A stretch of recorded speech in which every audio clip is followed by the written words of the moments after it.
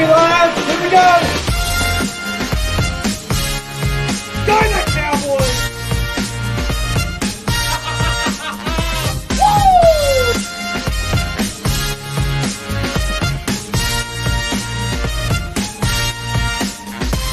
Hey guys, Sean Media just want to do a big shout out to Rugby League Coffee Lounge. All the best this year, 2020. Alright, oh, yeah. Fuck.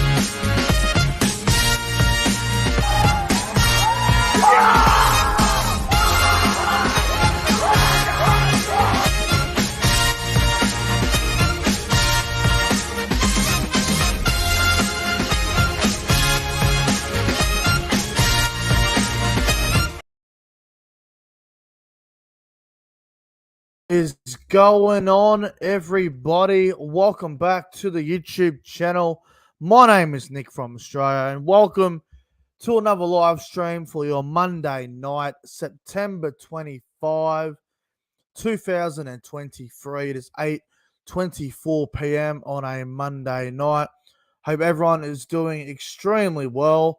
Welcome to a little Q&A. You know, you guys can, in the live chat, just fill up some questions, ask me a question, and I will try my best to get to it. Hope everyone's doing well tonight. Obviously, it's grand final week. I have recovered. I was obviously up at the prelim final on Saturday night up in Brisbane, up at Suncorp Stadium, Broncos, Warriors. A phenomenal atmosphere. Always a good time going to Suncorp Stadium. I've said it before, and I'll gladly say it again. I believe Suncorp Stadium is the best NRL stadium in the world for all rugby league games. It's the best venue, man. I know it doesn't fit 84,000 like a core, but, you know, 52,000 people, the atmosphere is something special. And, you know, if you've been to Magic Round and you live in Sydney and you've only been to Brisbane once or twice, you know what I'm talking about now. So, honestly, it's the best atmosphere, man. Honestly, I reckon they should take the grand final there every 5 years. Like, honestly. But hope everyone's doing good. Welcome to the chat. Welcome to the stream, whatever. Who we got here? We got Luke.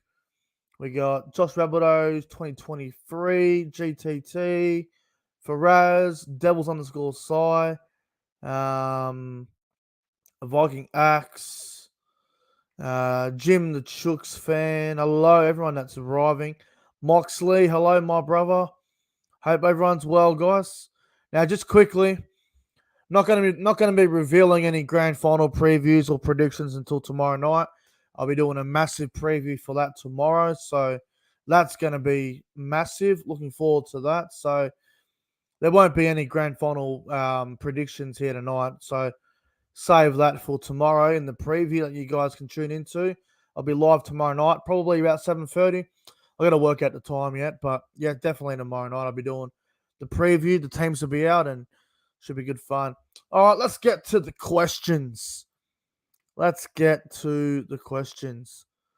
we're going to start with Moxley, who's got the first one for us. And he says, if you're JD, referring to the Rabbitohs coach Jason Demetrio, who is South's halfback next year? Is it Lachlan Ilias or is it Dean Hawkins? Now, okay. For me, it's Lachlan Ilias, and it's pretty obvious why. Dean Hawkins, don't get me wrong, tremendous young talent, and he'll obviously get better the more football he plays. But just because Dean Hawkins had a really good game in the New South Wales Cup Grand Final doesn't mean he should automatically take over Lachlan Ilias and be the Rabbitohs halfback. I know Ilias had a very up and down season, but you can't just drop him and just go for Dean Hawkins. You got to remember as well, and I know South fans don't want to hear this, but they didn't want to re-sign Adam Reynolds for 3 years. They wanted to go with the young kid, Lachlan Ilias, and just because they haven't won a comp in the last 2 years, they made a prelim last year and they didn't make the 8 this year. You don't throw Ilias under the basket just yet, so you're just going to give it time. And Hawkins is definitely going to put pressure on him for sure, but for me, Ilias is easily their halfback going forward. Easily. I think next year he's going to be the halfback. I know there's a few suggestions as well that Oh, how about Walker to 7, White in the 6? No. Ilias is the Rabbitohs halfback. For me, anyway. All right. Yeah, I'm not going to answer grand final questions for us, but you'll see tomorrow, bro. You will see tomorrow. Oh, here we go. Waiting for this. Thoughts on forward pass technology. I knew this question would come up. And you know what? I have to say it. I told you so. Go back to last year. Remember the prelim final where the White Cowboys were robbed against the Eels? Remember the forward pass that Mitchell Moses got away with, which ended up being the difference in the Eels Cowboys prelim last year? I said I'd be open to seeing forward pass technology. Try it out in the preseason and give it a go because, I mean, we saw on the weekend, it didn't cost the Warriors the game or anything, but at the point of the game, it was 24-12. The Warriors were still in the game, and then the forward pass happens from Reece Walsh, which was probably worse than what Mitchell Moses did last year, and it definitely hurt the Warriors. I don't think it cost them the game because they were down by 2 tries, but it definitely affected them mentally. So, after what we've seen over the last couple of years and some bad calls and some big games, I think that they need to at least trial it in the preseason next year. I'm not saying bring forward pass technology into the game and have it every game and every week and whatever, but they should at least give it a trial run in the preseason next year. So if it works out well, then maybe they give it a go. Who knows? But crazy. Just crazy, man. Thoughts on the new Raiders logo since it got revealed? You know what? I actually haven't seen it, I don't think. If you're talking about the logo that I think you're talking about, then I think I prefer the old one, to be honest, bro. So probably the old one. Viking Axe. Nick, I'm permanently banned from TJC's channel. What does that have to do with anything on here tonight? Honestly, Viking Axe, I couldn't care less about it at all. I couldn't care less about him either, so couldn't care less, bro. Couldn't give a single shit. Let me get rid of that question. Stupidest question I've seen all game, all night. Unbelievable. Couldn't care less. Can the current top 4 be the same in 2024? It can, but it won't. Every year, it's always different. There's always a team that comes up from nowhere and goes very close. I mean, we're seeing this year. I mean, what we had Cowboys and Eels in the top 4 last year, and they did not play finals this year. And you had the Warriors come up in the top 4. You had the Broncos. Yeah, it's crazy how it always changes every year. There's always someone that comes out of nowhere. You always expect, your Panthers and your Storms to always be there about top 4, but there's always someone that comes out of the pack that you don't expect. And yeah, I think it'll be different next year. It always is different. Always is. Jim, he's got a similar question to what Devils had before. You reckon I should add a knock-on technology? Knock-on. Oh, so Jim, you're referring to the semi-final knock-on that everyone's talking about, the Harry Grant one. I'm gonna say no. We all know what a knock-on is. You miss knock-ons, you move on. The reason why the forward pass one's been talked about so much is because it robbed the Cowboys last year, and then it really hurt the Warriors the other night. So maybe. Who do you think wins the Dally M? Sean Johnson, I think. I'll be very surprised if Sean Johnson doesn't win the Dally M. Now, I believe the Dally M's are on Wednesday nights, so I'll be doing a live review to the Dally M's, as I always do, once it's all finished, and I'll be live on air to give a reaction and a opinion on the awards and on who won and who was unlucky, because there's always someone that gets hard done by at the Dally M. So I will say Sean Johnson will win the Dally M, but there are a few smokies that are going to push him towards the end. So Sean Johnson's got to win the Dally M. Got to win it. Expectation on Souths in 2024. Very similar squad. They add in Jack Whiten. They still haven't really replaced that left edge back row position, which I still think needs a bit of work unless they get someone in the off season at a cheap deal. Middles are still good. They could probably use like a star middle. Like Totola's good, Burgess is good as well, but they are losing Hame Sele, so they might look at someone in the off season, or maybe they'll go all in on Tallis Duncan. I don't know, but I think the expectation for Souths next year is top 6. If it isn't top 4, it's got to be top 8. I think Souths next year, if they don't finish in the top 8, I think Jason Dimitri will be under enormous pressure. So, huge expectations for them next year. All right, so many questions to get to. I'll go from a bit quicker here. What was the Broncos and Panthers' best wins this season? For me, the Broncos' best win was probably the Melbourne game in week 1 where they beat them 26-0. And for the Panthers, Panthers have had a few great wins this year. I will say probably the game where they beat Melbourne. They were down 16-0 at Marvel Stadium when they came back and won like 34-16. So for me, that was their best win of the year for Penrith. What do we got here? Raiders. What's this, Raiders? We'll be in the top 8 next year. Sorry, Viking Yaks. You're probably one of the teams that won't even be in the top 8 next year. I will see. Here we go. If you could pick any 2 players in the game to have a biff, who would it be? For me, it's Cleary and Walsh. The fence would come unglued. You know what? I would genuinely love to see Walsh and Luai go at it one-on-one on Sunday night in the grand final. I think there is a bit of history between those two. Even Cobbo and Luai have got history as well. So if there's going to be a biff, then Jerome Luai will probably be involved. So I think Luai and Walsh would be great for the game, just to have that, that rivalry, build up. So that's what I'd be doing as well. Devils underscore Sai. Forcing the grand final being played at 7:30 at night, like usual. Yeah, there's been a few people that want it to change, and I guess I'm one of them. I would prefer it at an earlier time slot.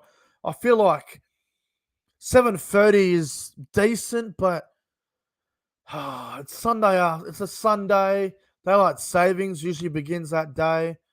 You got to think about the people in New Zealand that are watching the game. They want to watch it because it's not a public holiday in New Zealand next day. So, like, if you're working a job in New Zealand and you're starting at 7 a.m. and the NRL Grand Final's not starting to 9:30, you're probably not going to bed till midnight. And you're getting up at fucking 5. So you're only getting about 5-6 hours sleep, which can be frustrating for some people. So if it were up to me, I would have the NRL Grand Final start at 4 o'clock in the afternoon or 5 o'clock. 5:30 would even be reasonable. I reckon 5:30 is the perfect time. That way, it's 7:30 in Queensland. 5:30 in New South Wales. It's 7:30 in New Zealand. It's like 2:30 in Perth. The whole country gets a good time zone. So I think 5:30 is the perfect time. What do we got here? Look, Melbourne Storm fan. Hey, Nick, I know it's early, but who should the Storm look at next year to get? Well, they need to get a front rower. I think Melbourne should look at someone like a Paul Vaughan. That'd be a good signing, picking up someone like him. They should look at a Moses Leota. They should look at these sort of players. Melbourne, they need middles. The backs are fine, but they need forwards. Melbourne need front rowers. Whereas Bulldogs should have 4 to 5 games at Belmore. I do agree with that, but obviously they can't do that. They can probably get 2 games at Belmore, but that. Oh, what they have this year? They had one at the Tigers game, and then they had the Broncos game. I reckon they should get at least 3 at Belmore. So, yeah, that's what I'd do anyway. 3 games at Belmore. Here's a question. We got Jack Kerwin. Hello.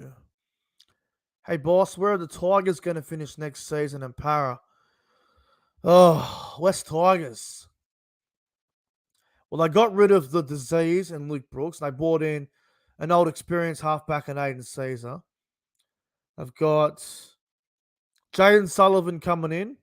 They got Buller developing at fullback. They got an experienced elite number 9 in Appy Coruscant. Some experienced middles. I'm still worried about some of the outside backs. Look, I think the goal for the West Tigers next year would be to try and get out of the bottom 4 for one. So I'd say I don't know where they're going to finish, but get out of the bottom 4. That'd be a start. And Parramatta, well, if Parramatta aren't competing for the top 8, or if they're not in the top 8, then there's going to be some question marks on Brad Arthur. So I will say Parramatta, they have to finish top 8. Otherwise, he might be the next coach out. Jason Reader, what NRL rules would you change next season? Okay, I'll tell you what I would change.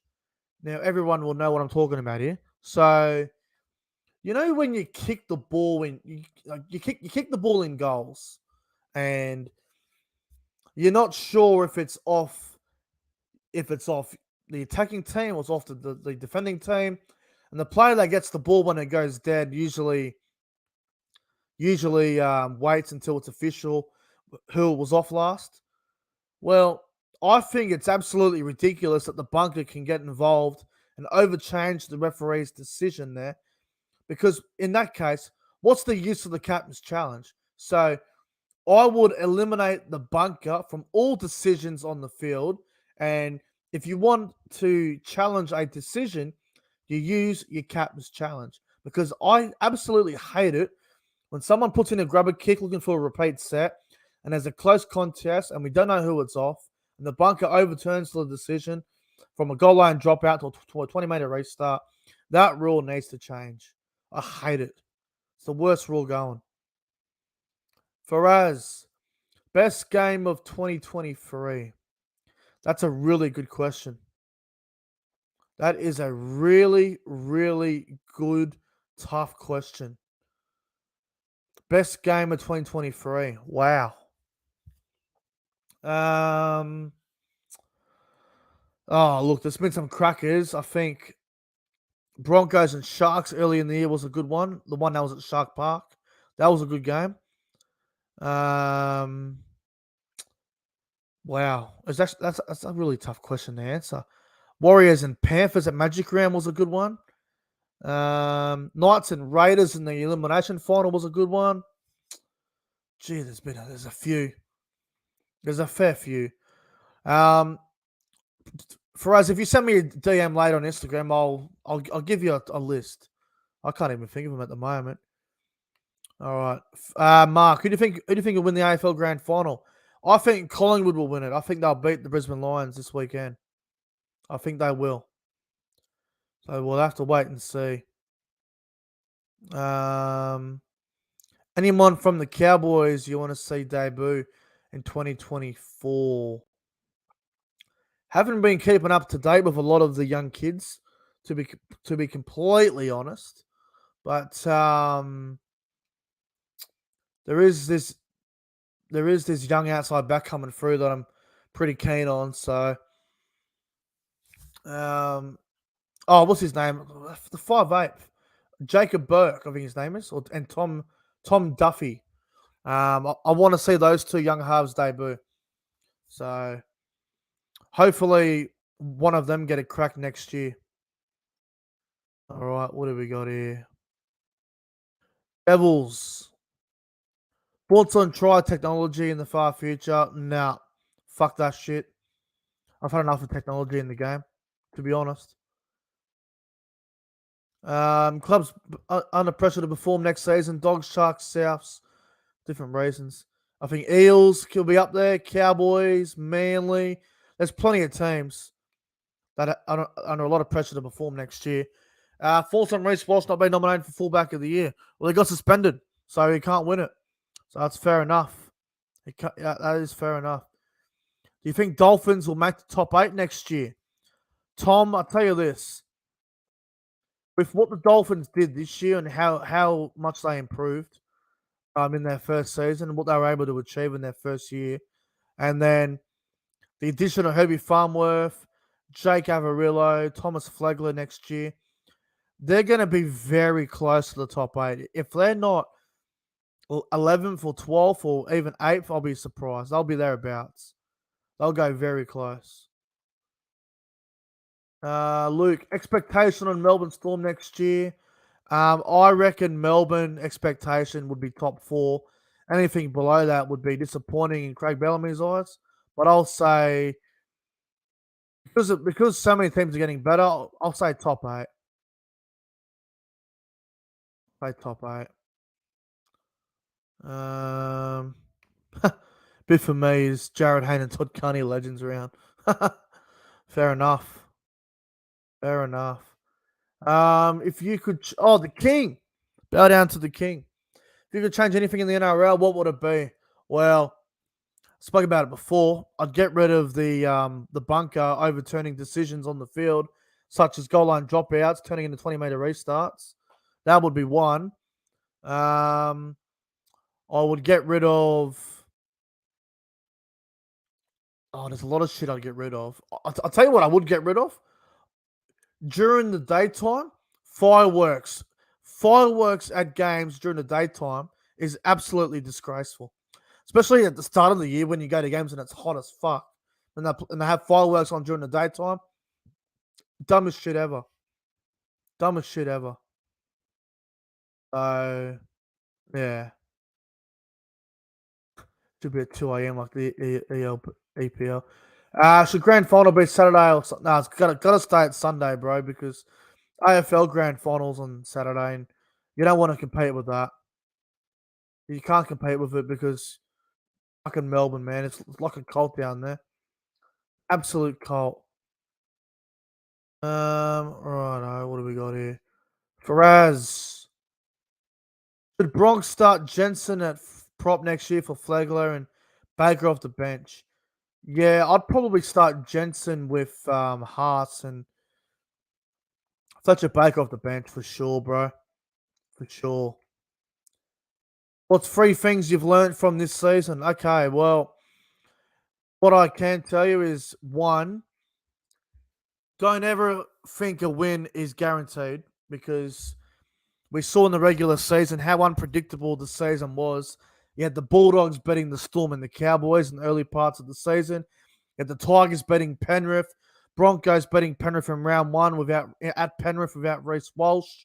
Gold Coast beat the fucking Broncos and the Cowboys this year. Dolphins beat the Titans twice. You had Canberra beat Brisbane in Brisbane without Tarpany and Whiten. So definitely every game that you attend or you go to and support your team, no game is guaranteed anymore. You just don't know what's going to happen. So obviously that'll be one thing. If you do score a try, maybe just relax a little bit and wait till it's confirmed, because the amount of times this year where I was at a Cowboys game and I thought we scored a try, so I was screaming off the top of my lungs, and then a minute later it was overturned for some bullshit, and next minute, by then you've lost half your voice. So there's plenty of things to learn from this year as well. And also the other thing I'll tell you this as well: Gold Coast fans are the fucking worst. That's one thing. I already knew that, but it was terrible this year. They were fucking terrible. Terrible. Especially at Seabucks. I was at Seabucks a few times this year, and my God. Terrible. Ryan Hughes with a question. Oh, you had to mention it. You had to mention it, Ryan. I didn't want to hear this, but it needs to be addressed. Thoughts on Chelsea's disgraceful performance against Aston Villa. God. Horrible. I don't have any words for it, bro. That was such a fuck performance. It was so bad. Like, bombed that many goals. Like, it was so bad. I can't even get into it. The whole game made me sick. Should have scored the first goal of the game with Nick Jackson, missed the fucking sitter, and then oh god, can't even. I don't even want to get into it. Makes me sick. All right, so many questions to get to. Holy shit! Who's your rookie of the year? Who we got? We got Cam Pereira. You got Taruva, Jacob Preston. There's a lot of kids coming through. They had a good season. I will say Taruva is probably the rookie of the year. Oh, Buller's another good shout. Taruva for me. I'll go Taruva. Faraz, from what I've heard, Seabus, beautiful stadium for sure, but crowd is annoying. Yeah, look, I have been to Seabus plenty of times simply because it's only an hour and 20 minutes away from me. It's the closest stadium to me. Now, don't get me wrong. The Gold Coast Titans Stadium, Seabus Super Stadium, is a phenomenal stadium. One of the best in the NRL. It's probably in my top 5 stadiums to attend NRL games at. But yes, the atmosphere sometimes is a bit dead because occasionally you'll go there and you'll see about 9,000 fans, and it might not be the best game to attend. Like if you go to a Gold Coast versus Newcastle Knights game, you're in for a snooze fest type game. But if you go to a Titans Warriors game like I went to this year, all those Warriors fans, they make the game better because they're passionate, they're phenomenal, and they're awesome. I love the Warriors fans. I was at the Titans Warriors game. Unbelievable atmosphere. The amount of Warriors fans that outdid the Titans was funny as fuck. But no, Seabus, great stadium, man. Great stadium. For sure. What do we got here? Who's the halfback of the year? Oh, it's got to be Sean Johnson.